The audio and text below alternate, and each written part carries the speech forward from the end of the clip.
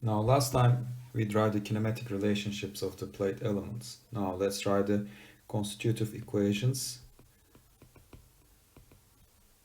the relationship between the stresses and the strains. And I'll start from the Kirchhoff theory.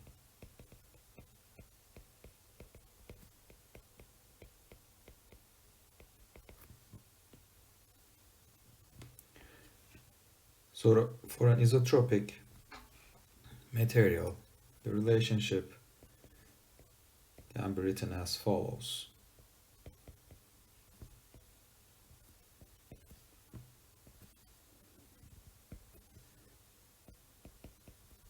One minus mu squared E times mu 1 minus mu squared. Again, that part is symmetric. I'll just write this part, mu squared. And we have the shear modulus here, but let me write it. 1 plus mu.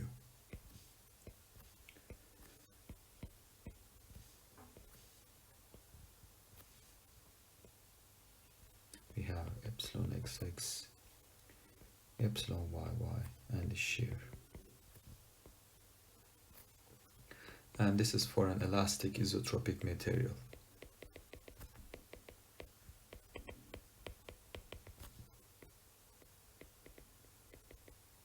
Okay, now when we go back to the derivations that we did, now let's take a look at the force strain stress relationship. So as you see, the relationship between the moment and the stresses, we have an integration and we have z here. Okay, and again, if we come back to the relationship between the strains and the curvature, again we have z here. So that's why it's very common practice in the plate banding elements, instead of using the stress strain relationship, it is easier to use the moment curvature relationship. So combining constitutive relationship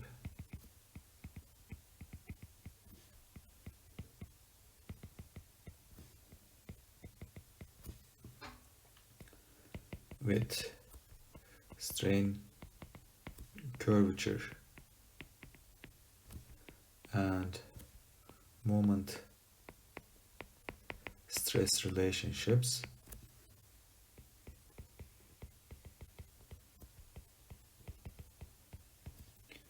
we can obtain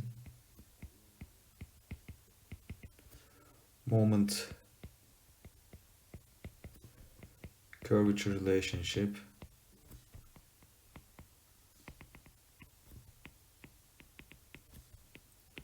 for plate banding elements.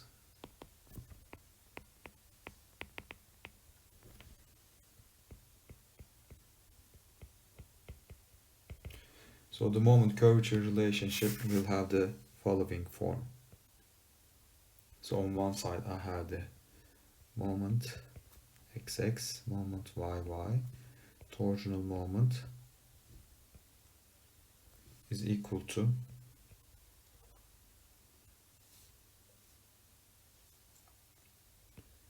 E times t cubed divided by 12 1 minus Poisson ratio squared in matrix form 1 Poisson ratio 0 Poisson ratio 1 0 0 0 1 minus mu over 2 multiplied with the curvatures.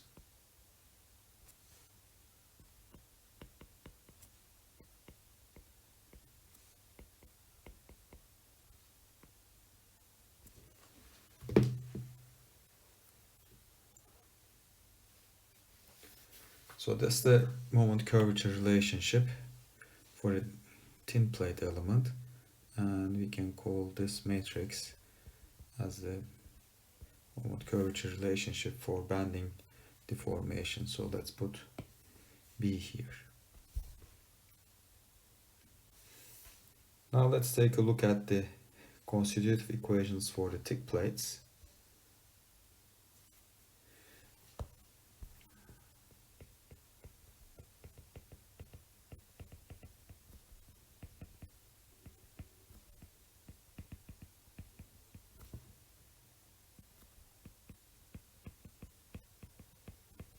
Midland theory.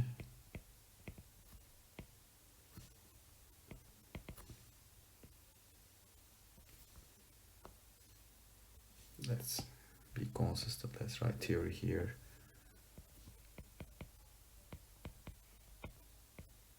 Okay. Now again, I will start from the stress-strain relationship. This time I have 5 stress components. Sigma xx, sigma yy, axial stresses, in plane shear stress, out of plane shear stress along x face, out of shear stress along y face. And that will be equal to E1 minus mu squared E mu 1 minus mu squared. Here I have E over 1 minus mu squared, and I'll just very briefly write G here.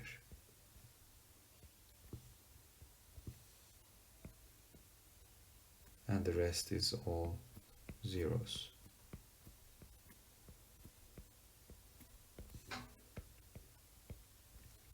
And you can calculate G as E divided by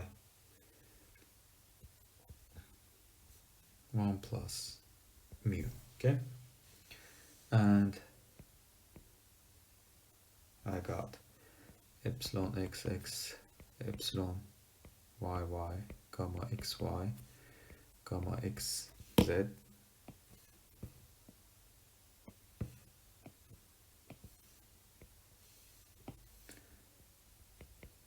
and gamma yz here. That's the stress-strain relationship.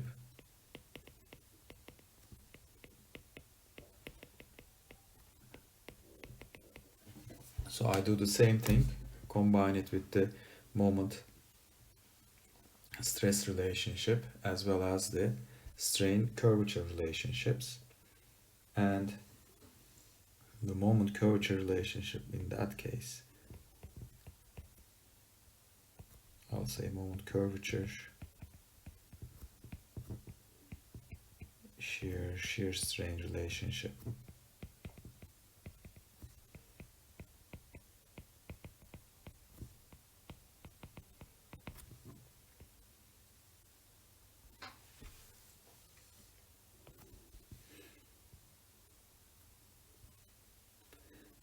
So we have again mxx, myy, and mxy here, vxz, vyz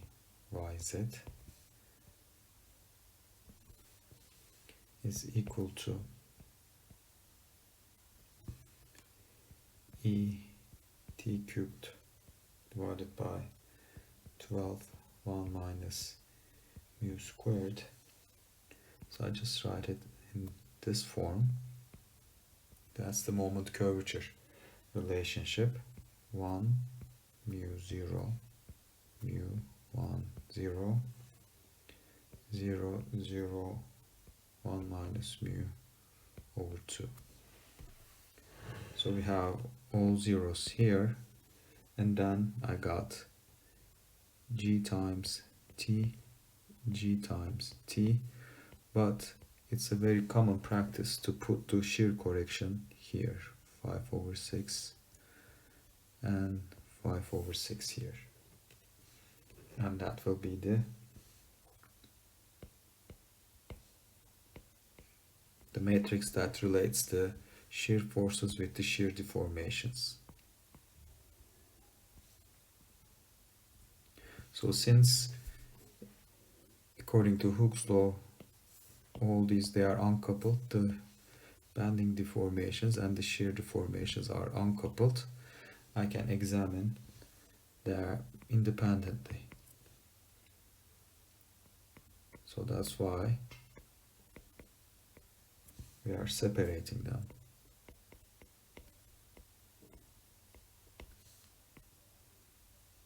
So we call this matrix as our material matrix, or the moment curvature relationship for bending, and this one is for the shear deformations.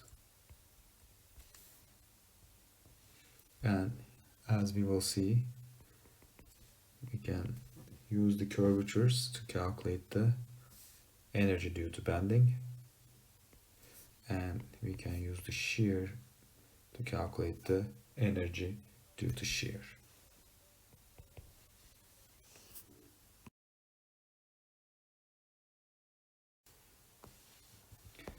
Now let's write the total potential energy functional for the thin plates.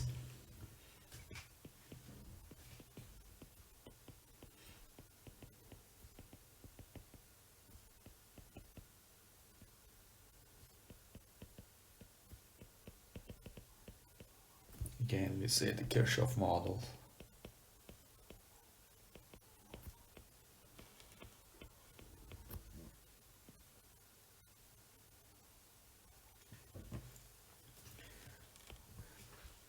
Again, I start from, let's do it at the element level. The total potential energy functional is equal to V. Now let's concentrate on the internal strain energy.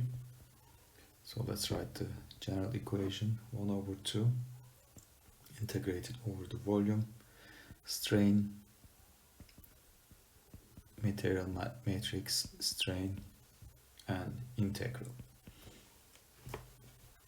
So I will examine this as follows. This is 1 over 2. Instead of writing the volume, we have the surface integral, integration over minus t over 2 to plus t over 2. We have the epsilon strains, material matrix, and strains again. We have dz and ds. So when you evaluate this integral for this material matrix, I can rewrite that equation in the following form: 1 over 2 integration over the surface. Now the curvature transpose, we have the moment curvature relationship and curvature multiplied by ds.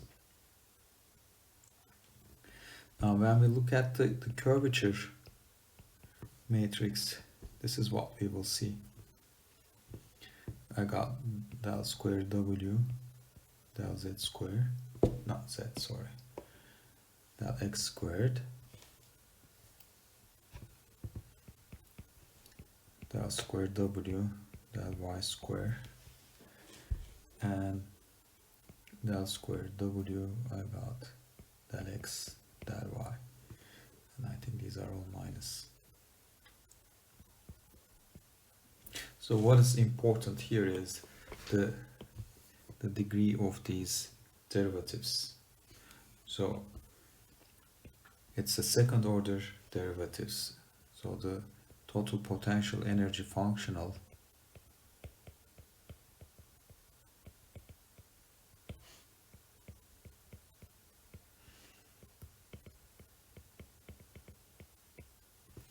has second order derivatives.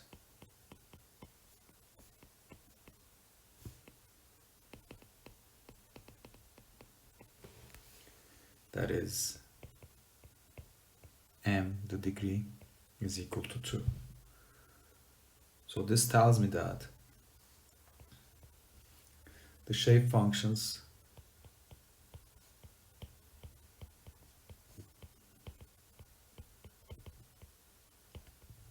must have C1 continuity. So what does C1 continuity means? Not only the displacement itself, but also its derivative their first derivatives must be continuous.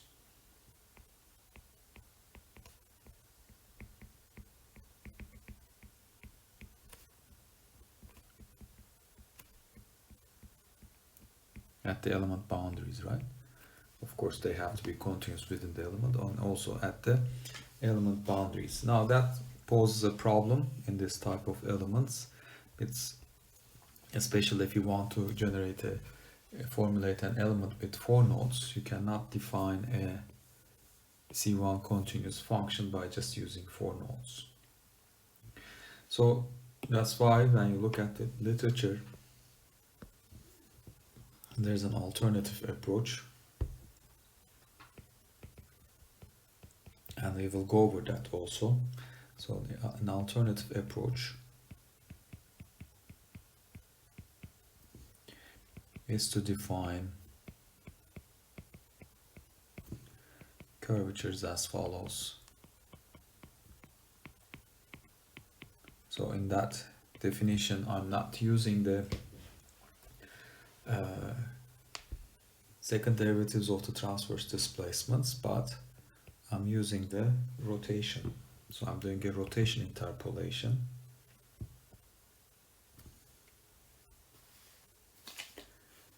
I mean, like in the thick plate element. So let's write it accurately, that theta y del x minus del theta x del y, del theta y over del y minus del theta x over del x. So that's the curvature definition, but we need some additional information because, as you see, there is no transverse displacement in this definition, and of course we are saying nothing about the Kirchhoff constraints. We are saying nothing that the transverse displacement first derivative is equal to the rotation. So to define this and impose constraint equations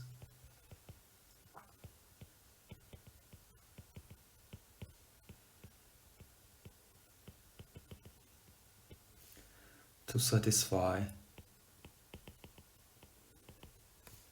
Kirchhoff theory assumptions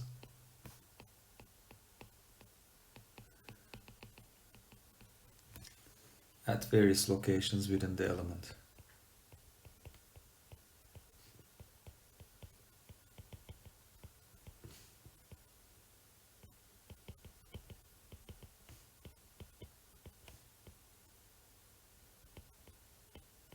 So what are those assumptions? The rotation x must be equal to the first derivative of the transverse displacement, and rotation y again the first derivative of the transverse displacement. So by imposing these theory assumptions, Kirchhoff theory assumptions, you are actually relating the rotations with the transverse displacements, and you use the constraint equations to enforce the deformation of the element to satisfy these conditions, and we will see how. So that's the main challenge with the thin plate element. It's not an easy element, so you have to, because finding C1 continuous function is not that straightforward for a 4-node element, and also if you use the rotation interpolation, this helps you to use C0 continuous functions, which is the bilinear shape functions. We can use it for the rotation, but I have to do this by using the constraint equations. Now let's take a look at the thick plates now. So total potential energy functional for the midline plates. Total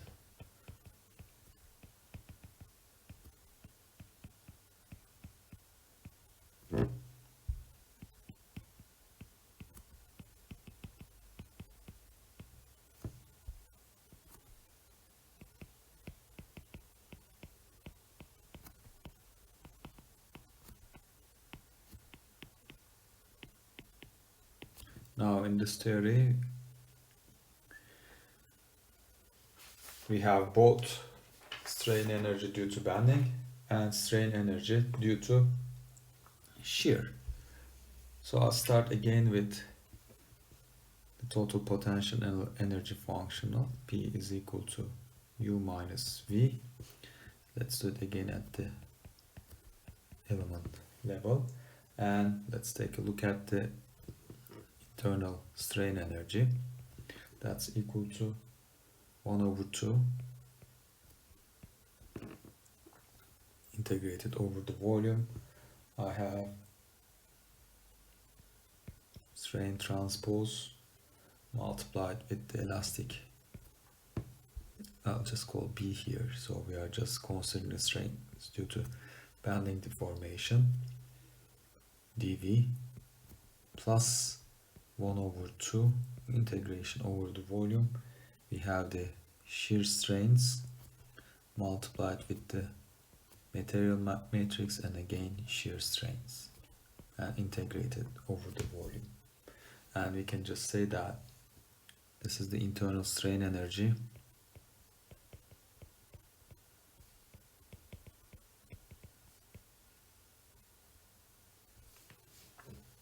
due to bending deformation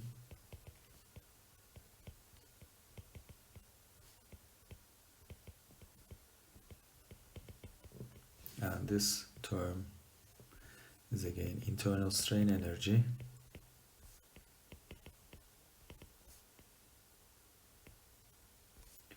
due to shear deformation.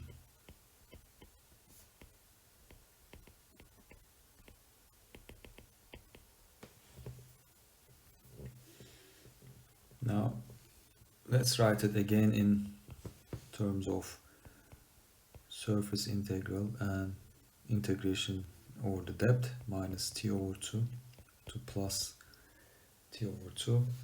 So I'll just write the same thing, E T times dz ds plus 1 over 2 double integral S minus T over 2 to plus T over 2 shear strain material matrix shear strain dz ds. So we said that I can combine this integral with the material matrix and do the same thing for the shear. I end up with the following expression, that's equal to 1 over 2 integral over the area, curvature, the bending matrix moment curvature relationship, curvature ds plus 1 over 2 integral. I have the shear strains, then the material matrix for shear and shear strain and integrated over the S.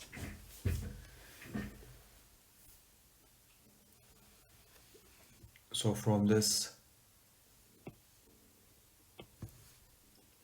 first element I obtain the stiffness matrix for bending,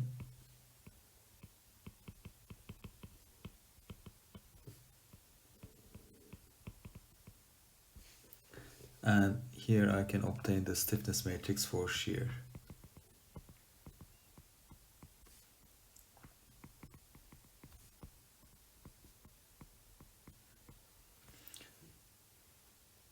Now when we look at the curvature interpolation for the tip plate and the shear interpolation, we see that they only involve the first derivative of the nodal displacements. So let's put that as a node. The total potential energy functional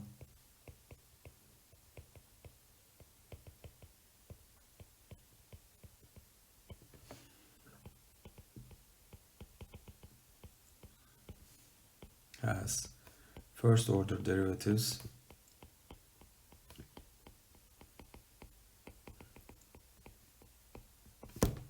of transverse displacement. So the requirement for this element is the trial functions or the shape functions must be C0 continuous. Okay, so basically now this tells me that I can generate a tick plate element by using the bilinear shape functions. The other thing is, now here I have a curvature interpolation and a shear interpolation, and they are evaluated separately, right? So I can use a different interpolation function for curvature and a different interpolation function for shear. So it gives me more flexibility.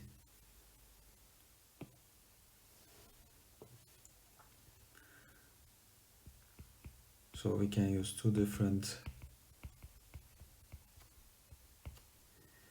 interpolations can be utilized for curvature and shear. Will it work good or not? Depends on the, of course, the interpolation functions, and this actually helps us to do that. Now, of course, everything looks nice. I can use C0 shape function, bilinear shape functions in this element, but as we will see, this element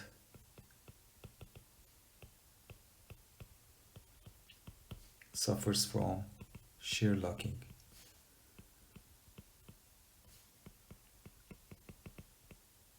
So this term will create locking of the element, may create. So you have to prevent shear locking in your formulations, okay?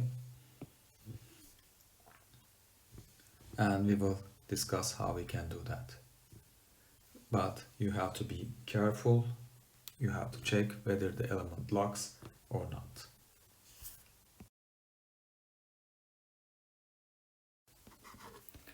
Now let's discuss shear locking in tick plate elements.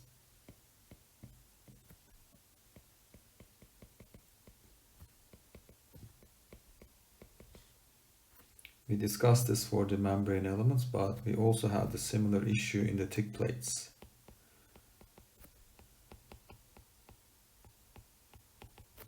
Of course, this discussion is based on use of bilinear shape functions.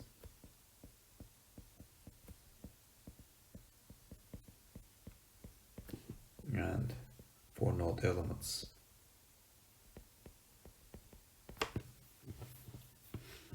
So let's take an element now.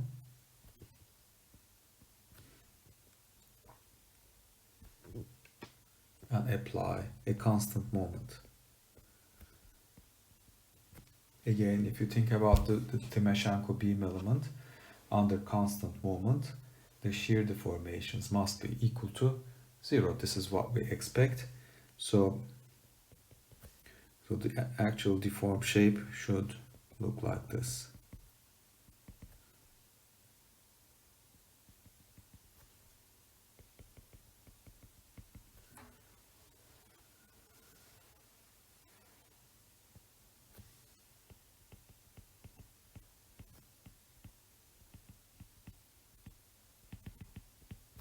But with the bilinear element,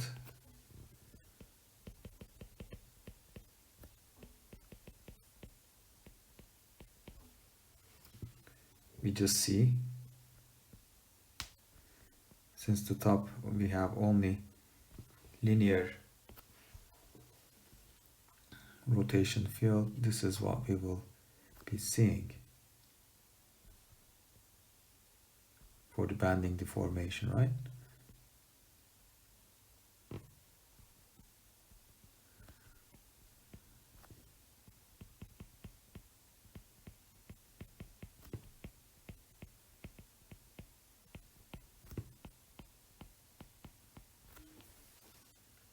So the shear stress, when you plot the shear stress,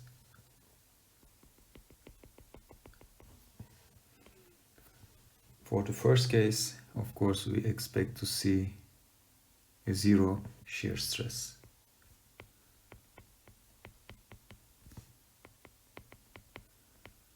But when you plot it,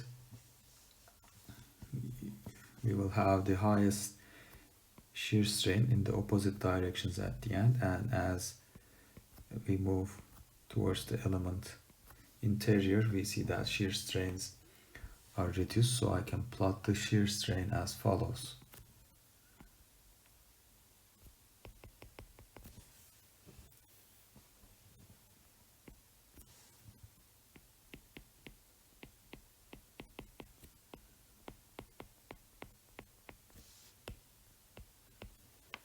Okay, so what we observe here is we only have the correct behavior at the middle.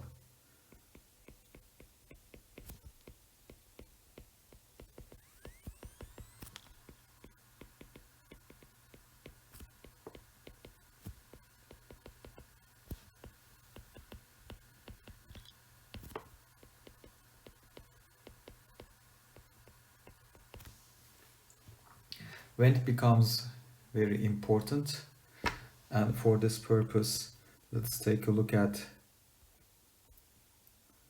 this material matrix. Now the bending, we have T cubed here, and for shear, we have T here, okay? So as we decrease the thickness of the element,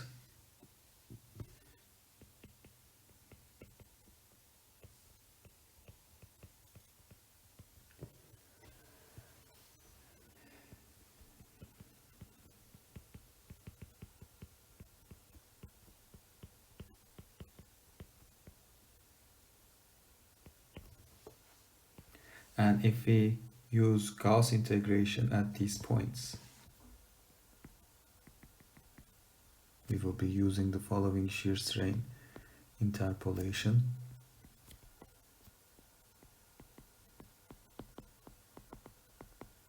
For 2x2 integration.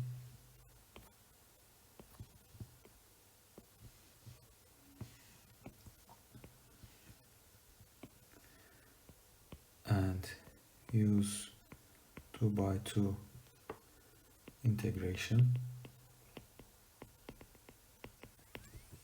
As you see, we have very high shear strains here, and the shear strains becomes more pronounced as the effect of these shear strains more pronounced in this total stiffness matrix as this element gets thinner.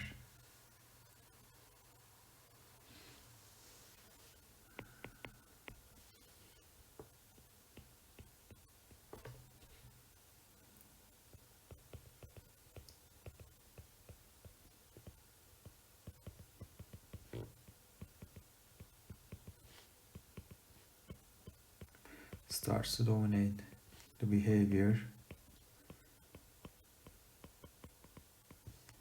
as the element.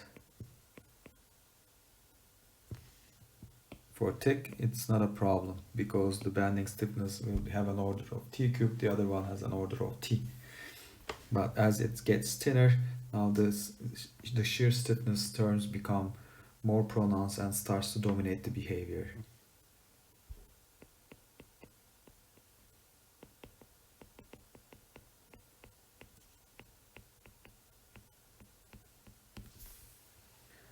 So what can we do? Now for this constant moment case, we know that the shear strain must be equal to 0, and we say that at the middle of the element we get correct shear behavior. So one option is use reduced integration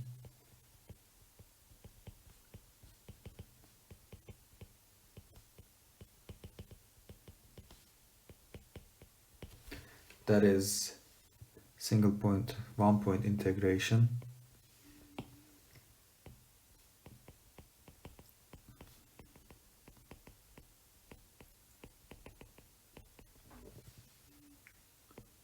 For obtaining shear stiffness matrix.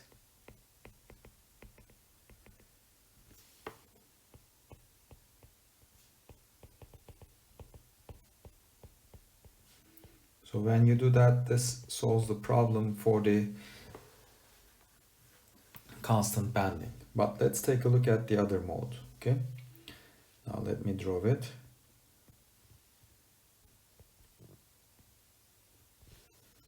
Now I'm applying now an anti-symmetric banding. And the deformed shape that I expect will be something like that.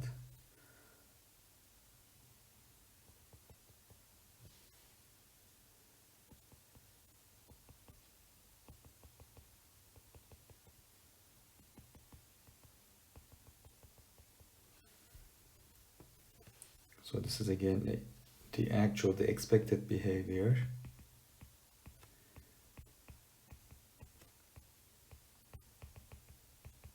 But when you use a bilinear approximation to rotations,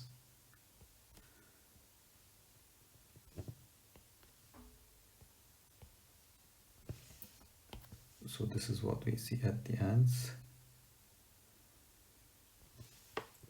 But no banding. That would be the element's deformed shape.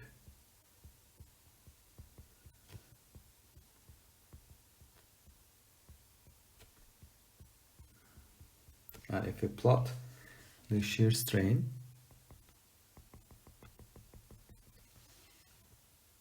the actual behavior, we should see some constant shear strain.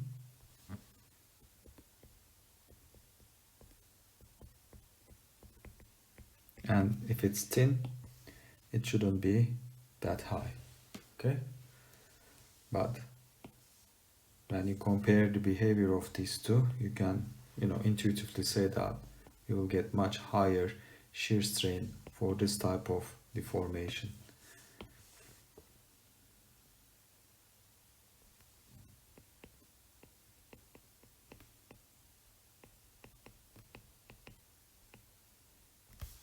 So how do we solve this problem? Not by a single point integration, because nowhere the gamma x set becomes equal to the actual gamma x set. So this actually reduced integration, yes, it solves the problem of the symmetric banding, but this approach cannot solve the problem of anti-symmetric banding.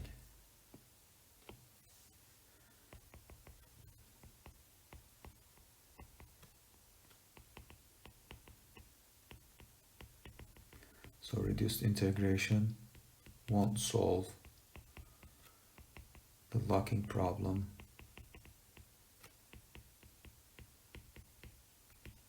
for anti-symmetric banding.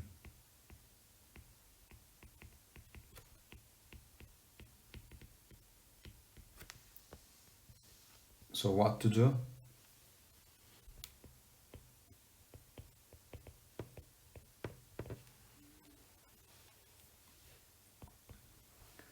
So in the literature, the common approach is use different interpolations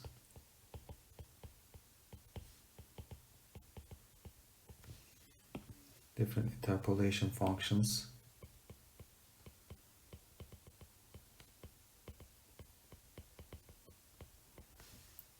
for rotation and shear strain. Rotations can be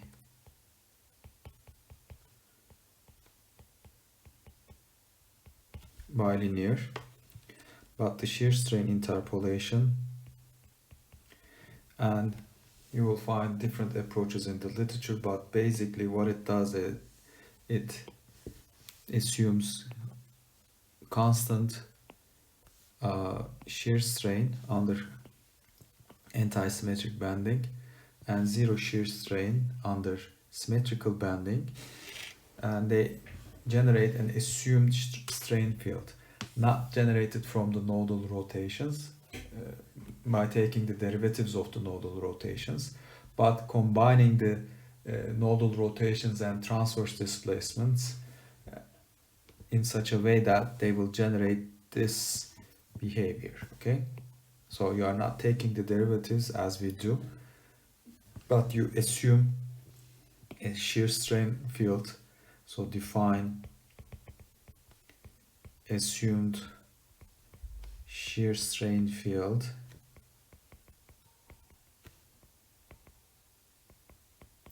that uses nodal displacements.